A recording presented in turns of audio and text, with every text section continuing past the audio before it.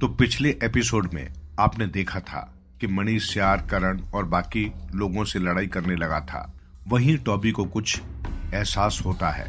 फिर बुलबुल के लाल रंग डालने पर वहां एक परछाई बन गई थी जो कि किसी दूसरे प्राणी की थी। तो आखिर वो कौन था और वो वहां पर किस मकसद से आया था, चलिए आगे जानते हैं। अब आगे तो सभी मित्र उस परछाई के पीछे पीछे गए थे, लेकिन वो परछाई कहीं गायब हो गई थी। वहीं दूसरी ओर मणि को कुछ भी याद नहीं था कि आखिर उसके साथ इन पलों में क्या क्या हो गया। पता नहीं ये क्या था, मुझे कुछ अजीब सा लग रहा है। तुम चिंता मत करो, घर चलो और आराम करो। वहीं दूसरी ओर सभी साथी परछाई को ढूंढ रहे हैं। अब ढूंढने से कोई फायदा नहीं है, हमें वापस जाना होगा, वो नहीं मिलेगी। हाँ, काफी देर से ढूंढ रहे हैं हम, लेकिन उसका तो कहीं नामो निशान ही नहीं है। हाँ, मिलेगा भी कैसे, क्योंकि वह परछाई दृश्य ही नहीं है। उसे ढूंढना मुश्किल ही नहीं, नामुमकिन ही है समझो। लेकिन जैसे भी करके हमें उसे जल्दी से ढूंढना होगा, नहीं तो वो किसी और को भी नुकसान पहुंचा सकती है। आज मणि श्यार भी उसी परछाई के प्रभाव में आकर कर्ण पर हमला कर रहा था। हाँ, लेकिन उसे कैसे ढूंढे, कहाँ ढूंढे? बस यही तो मुझे भी समझ नहीं आ रहा बुलबुल। हम रोजाना उस परछाई को ढूंढेंगे और इस परेशानी का हल निकालने का पूरा प्रयास करेंगे। तो हम वापस कब जाएंगे कर्ण? हाँ, अगर हम यहाँ से चले गए तो यहाँ के वासी परेशानी में पड़ सकते हैं। इनकी सुरक्षा के लिए हमें यहाँ रहना ही होगा। परछाई को ढूंढते हुए कुछ दिन बीत जाते हैं और उन्हें वो परछाई कहीं नहीं मिलती। 3 दिन बाद सितारा के माता पिता उनके पास आते हैं। बेटा कर्ण, तुम सबको हमारी इस जादुई दुनिया में कई दिन रुकना पड़ा, उसके लिए हमें खेद है। नहीं, ऐसा मत कहिए। तुम सभी ने हमारे लिए जो किया वो किसी चमत्कार से कम नहीं। हमें पता है कि तुम्हें अपनी दुनिया में वापस जाना है, इसलिए तुम सब अब यहाँ से जा सकते हो। हाँ, और इसमें मैं तुम्हारी मदद करूँगा। परंतु ये सब आप अकेले कैसे करेंगे? तुम चिंता मत करो कर्ण, जिस तरह से पहले मिलकर संभालते थे उसी तरह से इस बार भी संभाल लेंगे। अच्छा, लेकिन नहीं बेटा, कुछ नहीं। ये सब चीज हम पर छोड़ दो और तुम सब अब जाओ, समय काफी हो चुका है। और न चाहते हुए भी करण को उनकी बात माननी पड़ती है। खैर सभी मित्र अपनी दुनिया में जाने के लिए मान गए थे। माता जी, हमें आप सबकी बहुत याद आएगी। आपका ये गांव सच में अत्यंत सुंदर और लुभावना है। हाँ, और यहाँ के वासी भी बहुत ही अच्छे हैं। मेरे गांव की इतनी तारीफ करने के लिए बहुत बहुत शुक्रिया। और हमारी तरफ से भी बहुत बहुत शुक्रिया बच्चों। चलो, अब सभी लोग यहाँ आकर खड़े हो जाओ। तो सभी बच्चे उनकी बताई हुई जगह पर खड़े हो जाते हैं और तभी सितारा के माता और पिता अपनी आंखें बंद करके कुछ मंत्र पढ़ते हैं और अपने हाथों को गोल घुमाते हैं। ख्याल रखना बच्चों, हमारा आशीर्वाद आप सबके साथ है। और देखते ही देखते सभी बच्चों के चारों ओर जादुई नीला घेरा बन जाता है, जो कि देखने में काफी सुंदर लग रहा था। और कुछ ही देर में वे लोग अपनी दुनिया में वापस पहुंच जाते हैं, लेकिन वो जगह अनजान थी। अब यहाँ से कहाँ चलना है? रास्ता तो हमें पता नहीं है, अब तुम ही हमारी सहायता करो सितारा। हाँ सितारा, हम इस जगह से अनजान हैं। ठीक है, मैं तुम सबको अपने जादू से तुम्हारे घर पहुँचाने का प्रयास करता हूँ। हाँ, आशा करता हूँ कि जादू सही होगा। हाँ, मैं भी वही सोच रहा हूँ। ठीक है, तो जादू करो अब। सितारा है मेरा नाम, जादू करना है मेरा काम। और चुटकी बजाने के बाद सभी लोग एक अलग जगह पहुंच जाते हैं। क्या यही तुम्हारा गांव है? अरे नहीं नहीं, ये तो हमारा गांव है ही नहीं। न जाने कहाँ ले आया सितारा। क्या ये तुम्हारा गांव नहीं है? हाँ, तो जल्दी से अपना जादू दोबारा करो सितारा। ठीक है, कर रहा हूँ। सितारा है मेरा नाम, जादू करना है मेरा काम। और फिर वो फिर से जादू करता है, जिसके बाद सभी लोग एक ऐसी दुनिया में पहुंच जाते हैं जहां पर बहुत ठंड है और चारों तरफ बर्फीले पहाड़ हैं। उफ, यहाँ पर तो बहुत ठंडी हो रही है सितारा, कहीं हम लोग यहाँ जम ना जाए। समझ में नहीं आ रहा मेरा जादू सही से काम क्यों नहीं कर रहा है। तो ये पहली बार थोड़ी ना हो रहा है। ठहरो, मैं फिर से जादू करता हूँ।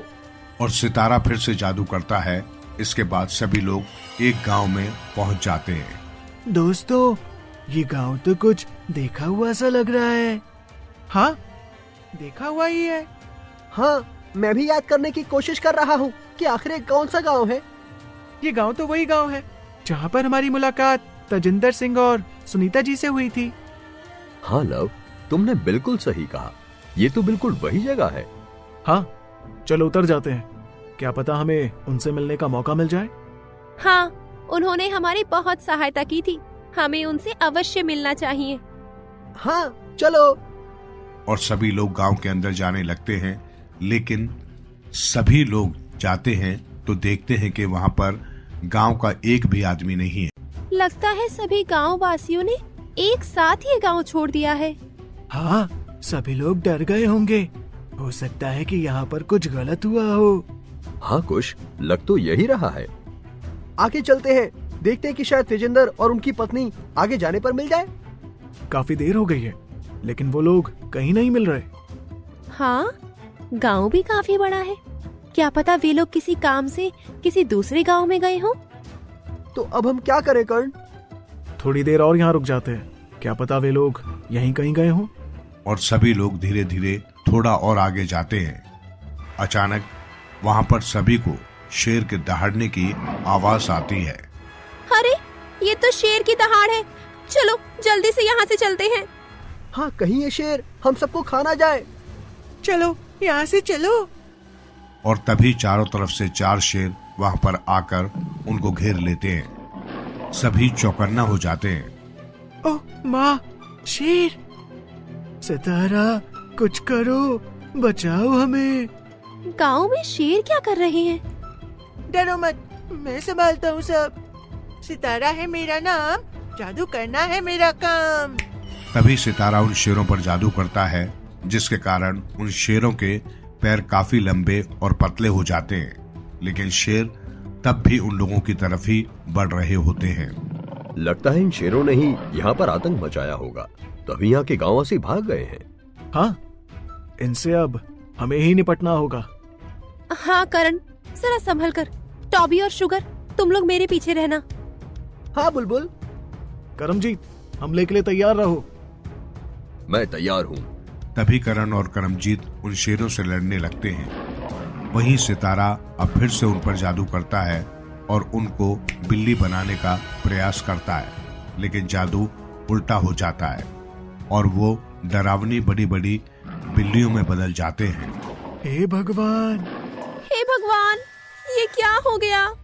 सितारा, तुम मरवाओगे क्या हमें? इनसे लड़ना तो मुश्किल होता जा रहा है।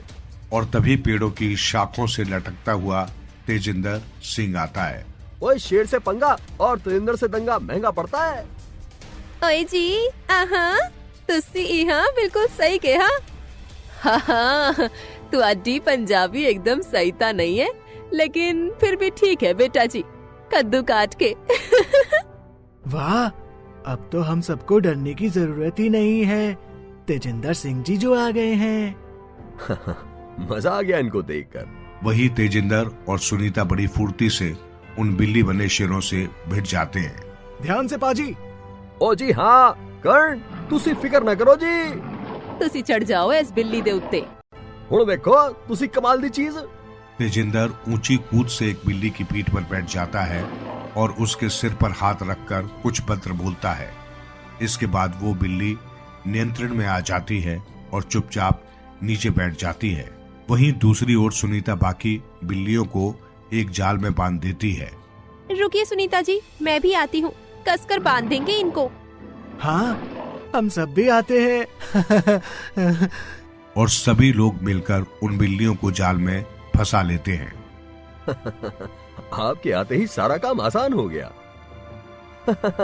ओता सच्ची गल हैगी जी, लेकिन तुसी सारे दी बहादुरी दा भी कोई जवाब नहीं है बच्चियों। शाबाश। शुक्रिया जी, शुक्रिया। तो चलो अब जल्दी से हमारे अड्डे पर चलते हैं और पेट पूजा करते हैं। मैं ताजी गरम गरम पराठे बनाने हैं, किसी नु खाने हैं ता दस दो। वाह, पराठे पराठे तो मुझे बहुत पसंद है। ऐसी कौन सी चीज है जो तुम्हें पसंद नहीं? सच बोलूं तो ऐसी कोई भी चीज नहीं बुलबुल। पागल कहीं के। हाँ तो चलिए ना, जल्दी चलते हैं बाप के घर। हाँ जी, चलो चलो, मेरे पीछे पीछे आओ जी। और सभी तेजिंदर सिंह के घर में पहुंच जाते हैं। वैसे तो 80 लोग भी हुण इधर से जाने बारे ही सोच रहे, क्योंकि जी हुण इधर नहीं कोई रहता है। 80 लोग भी फिर अकेले पड़ जाते हैं। हाँ, वही मैं भी सोच रही थी कि आप लोग अकेले यहाँ पर कैसे रहते हैं सुनसान गांव में। हाँ बेटा, चलो जी चलो, हुण मैं सारे लई गरम गरम पराठे लेकर आती हाँ, तुसी सब खा लेना कद्दू काट के। हाँ छी छी, मुझे तो कद्दू पसंद ही नहीं। सितारा, ये तो उनके बोलने का अंदाज है, इसका मतलब ये नहीं है कि तुम्हें पराठे के साथ कद्दू खाने होंगे। क्या सितारा तुम भी ना। ये तो इनका तकिया कलाम है। हाँ जी पुत्र जी। और सभी लोग बड़े मजे से खाना खाते हैं। भोजन करने के बाद टॉबी की नजर एक कपड़े की गेंद पर जाती है। उस गेंद को देखने के बाद वो कुछ ऐसा बोलता है जिसे सुनकर तेजिंदर सिंह और सुनीता काफी हैरान रह जाते हैं। तो अगले एपिसोड में हम देखेंगे करण और उसके दोस्तों का आगे का मजेदार सफर। तब तक के लिए बने रहिए हमारे साथ।